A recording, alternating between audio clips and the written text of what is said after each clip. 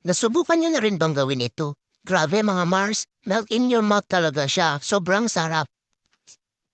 Perfect itong panghanda ngayong holiday season. Kasi 2-in-1 na siya. Meron ka ng leche flan, meron ka pang malagkit. Mas lalo pa siyang sumarap kasi naglagay din ako dito ng buko. Pwede niyo rin itong gawing pang negosyo mga Mars. Tara, umpisan na natin. Una, mag-caramelize muna tayo. Maglalagay tayo dito ng 4 tablespoon ng white sugar. Tunawin lang natin siya sa mahinang apoy hanggang sa ito ay magkulay amber. Sa isang bowl, maglagay tayo dito ng 2 itlog. Medium size itong gamit ko. Yan, bit lang natin siya ng saglit. Maglalagay din tayo dito ng 1 can ng condensed milk. Then, mix lang natin siya ulit.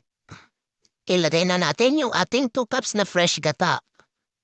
Pwede rin naman gumamit kayo dito ng evap milk kung malayo pa sa palengke.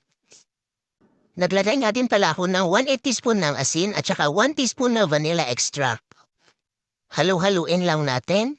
Ayan, naglalagay na tayo dito ng 2 cups ng glutinous rice flour or malagkit.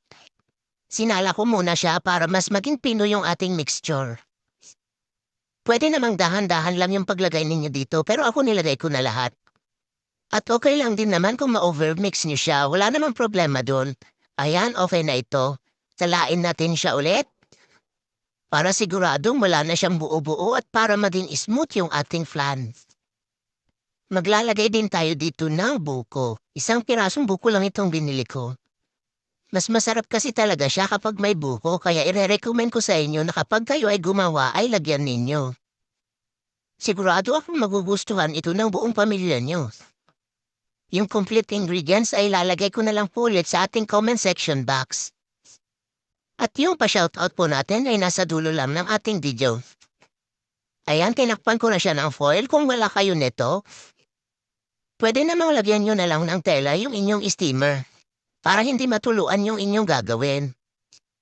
Steam lang natin siya ng 1 oras sa lawgitlam na apoy. And after 1 hour, eto na siya. Toothpick check muna tayo. Kapag lumabas na malinis yung ating toothpick, ibig sabihin ay luto na ito. Gabi ko na kasi ito niluto tsaka pinalamig ko pa kasi kaya umaga ko na siya naibaliktad. At kung nagustuhan mo ang ating recipe ngayon, pwede pong pakipusuan yung ating video at mag-comment po kayo sa baba kung taga saan kayo para ma-shoutout ko po kayo sa susunod na ating video. Ayan o, tingnan nyo naman, grabe, sobrang lambot niya. Ang sarap nitong ipares sa kape, mama.